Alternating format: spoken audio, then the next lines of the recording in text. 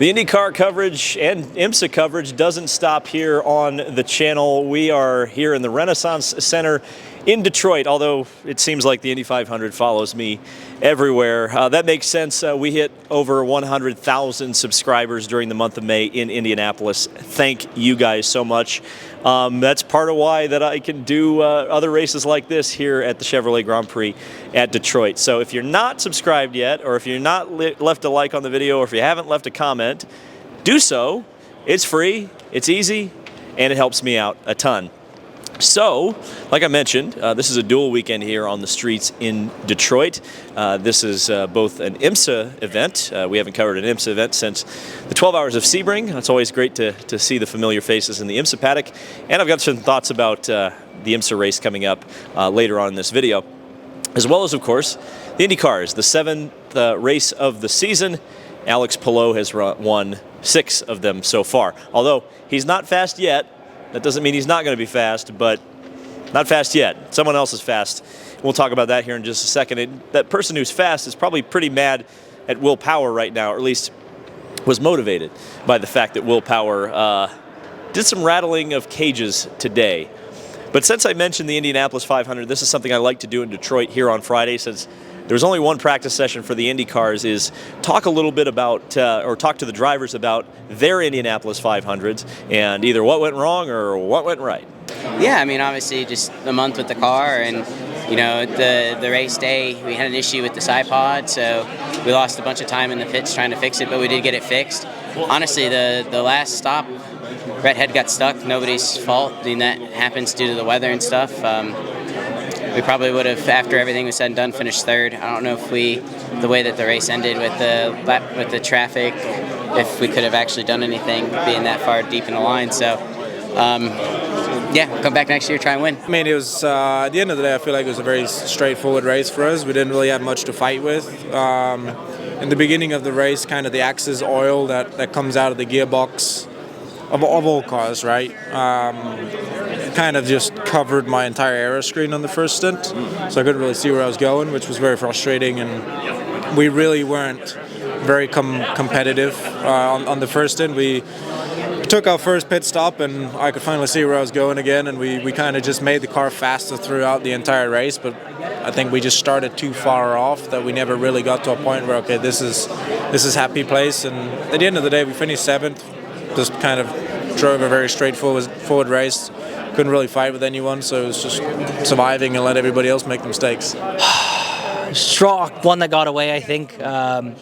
You know, we had a real strong package all month. You know, credits everyone on the 30. The prep that went into that car since February. My race engineer was down there making sure the body fit was correct, and you know, Isaac leading the guys, my new #1 mechanic who's a chief this year, leading them. We did an amazing job just prepping it, and even from the open test we were strong. It took us, I think, a long time to get to that really happy window, but you know, we really nailed it on carb day. And after the first run, I said to the guys, we can win with this on Sunday. And you know, we put a hell of an effort in, and you know, we led laps. We were strong all day. We ran with everybody. You know, the pivotal moment came on that 102 yellow and the 109 yellow. You know, and just reflecting on it, I was like, we need to, you know, carry on the positives. We've had good form and good momentum, I think, at the GP, as this team always does, but they made a huge step at Indy on the Speedway. We were P1 on pit lane as well, so to beat big teams like Penske, Ganassi is huge for us, and you know, we should keep carrying it on and reflect from the negatives and keep carrying on the positives. Yeah, it was a good day for us. Finished P6 at the end after penalties. Best Indy 500 for me so far. Best IndyCar finish overall for me so far. So yeah, we were very happy with the weekend. Was very confident in the car the whole month. You know, we obviously had a couple little bumps on the road there in the practices earlier on in the week, but we're feeling from the very beginning that we had a fast race cars, and that showed in the race. Yeah, I think our month of May was okay. We found an issue the Monday after qualifying that really made it clear on what we were feeling throughout the race, or the practice week leading up to the race. And so once we found that issue, it was like, oh, all right, well, that explains a lot of our issues. So I felt handicapped for most of the month, to be honest, because of the issue that we found. And Once we got into the race, I felt pretty good. I think that we could have moved forward. He had a decent race car. Obviously, Connor Daly had a great race car moving forward in the field, leading some laps. But for us, I mean, we were just casualties. It almost ended one turn in again. Like, what were you thinking when Marco Andretti's facing you directly going into turn one? I need to send you this video, man. I mean, it's pretty bonkers. At first, you think, oh, it's a curse on the 66 car, because, I mean, I don't want to toot my own horn here, but I couldn't have avoided it any better. And I locked up just a tiny bit. If I locked up any more, I was going in with him. But he kind of just like spun right in front of me, and I was like almost interlocked with him all the way to the point where he went into the wall. So I like just got out of it in time. But he was spinning for a long time. Like he didn't give up on that spin. So kudos to him. Brake failure going into the pits. What happened there? Yeah, basically. Oval brakes aren't awesome, I would say. Coming into pit lane, I hit the brakes. Basically, all the brake bias went to the rear, which it's been we call it it's a master cylinder failure. So that sucked. That wasn't awesome. Wasn't the only one having issues, but yeah, it was a grim day on the speedway. I felt like the speedway was pissed. No, yeah, it was definitely more angry than I've seen it in a little while. I mean, outside of that moment, you did get up toward the front of the field. It looked like the car was pretty decent. I mean, what changed between bump day and actually getting out there and running the pack?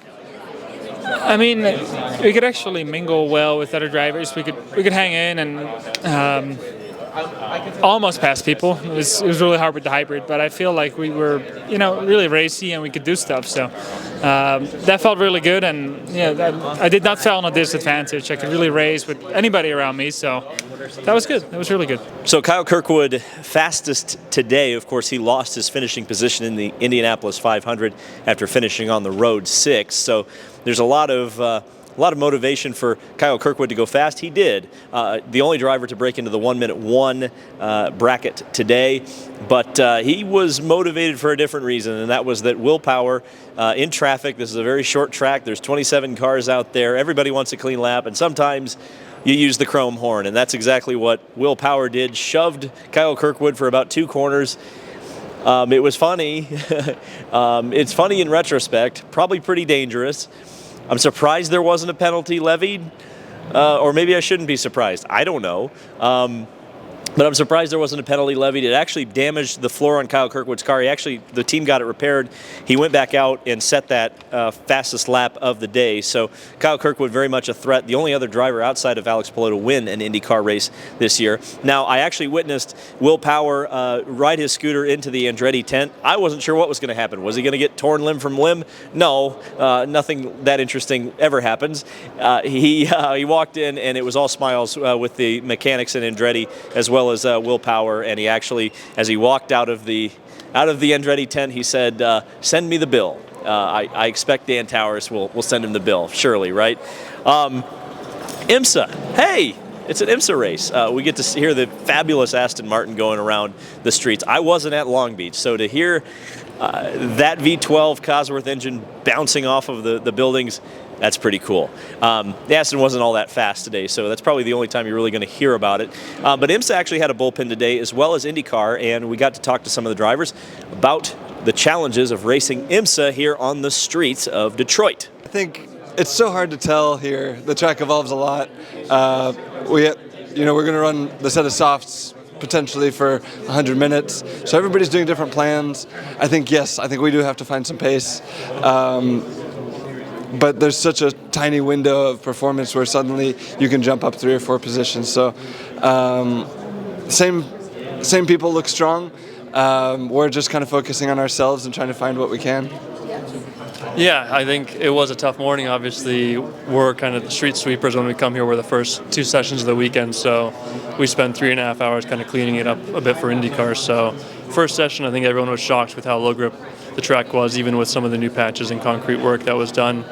I think every car on the grid went straight at least once, a couple red flags. So I think once session 2 got underway, the track rubbered in a good amount, and I think everyone got a little bit more comfortable and confident, but obviously everyone's going to get that same confidence. So, yeah, like Ricky said, we're working on what we can kind of control at this point. I think we've learned a lot over the year with the Cadillac, and coming to the streets of Detroit, it does suit the track quite well over the bumps, but I think we're still looking for little bits here and there. Yeah, it's definitely going to be challenging, also biting your tongue and waiting for that right moment to be able to get by, because of course you don't want to make a mistake and go down the escape road either and lose even more time trying to pass someone. So, you just be hopeful that, once the car in front of you, maybe gets held up or makes a mistake, that you can get that time back, which I think with the traffic could easily be the case, because it's going to be extremely busy, and whoever can make the least amount of mistakes tomorrow will for sure come out on top, because I think it's really proven, especially from our side at BPM,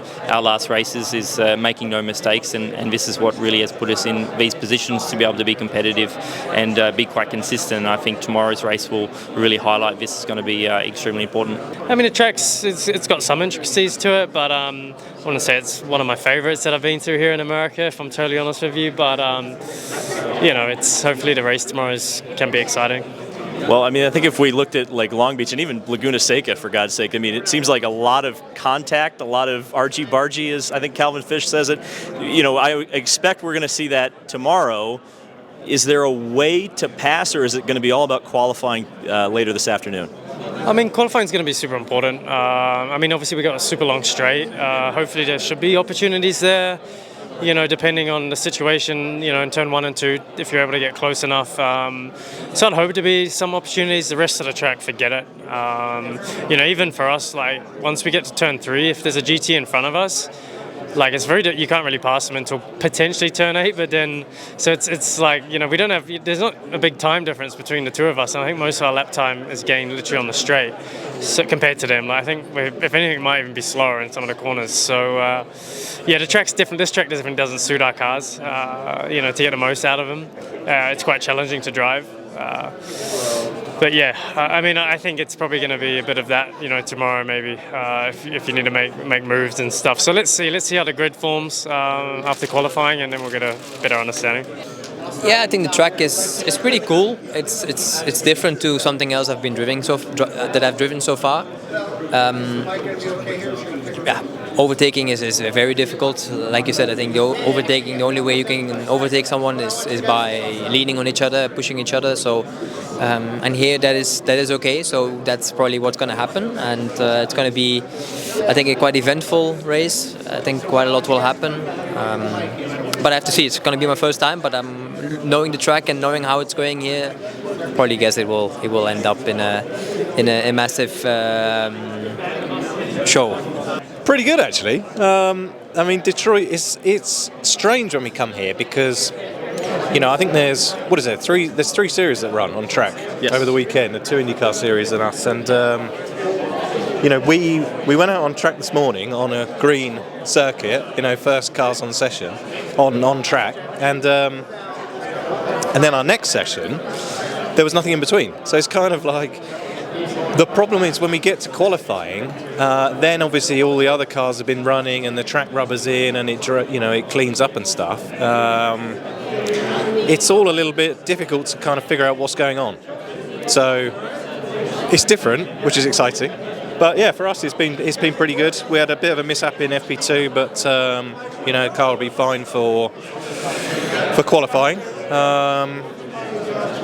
And obviously it's a street track and a short race, so you really you want to qualify somewhere up the front to be in with it. But we've been doing all right so far this year, so we've got high hopes. And so BOP seems to be working probably too well, because it's Noah's Ark right now with the qualifications today in IMSA. It's an Acura front row lockout with Meyer Shank Racing, and I might have to eat some crow tomorrow, because I said to Kyle on Unverified when he made the bold prediction that the 93 would win, that it would not win, and I would buy him Green Dot Stables if it did win. And I'm very concerned now that it's going to win, as it's on the pole position. So I might have screwed up there. But yeah, I mentioned the Noah's Ark. It's the BMWs after that, and then it's the Penske Porsches, and then it's the Cadillacs, and then it's the JDC car and the Aston Martin. Ford on pole, front row lockout. In the GT class, the Ferrari the Dragon Speed car run by Risi Competizione and has some influencer thing on it. That car crashed, qualified last, but 22 cars in total, 11 in each class, should be a lot of fun. I still think, I'm going to make a bold prediction. How about, I always love bold predictions. I bet you Penske Porsche still wins. I'm going to stand on that business. I think Penske's still going to win. That's my bold prediction. We have an IMSA race tomorrow. Also IndyCar qualifying. Should be fun to kind of review, get back in the swing of things with IMSA. Hopefully talk to some drivers or personalities after the race. Should be a lot of fun. Thank you guys so much for watching, and we'll see you in the next video.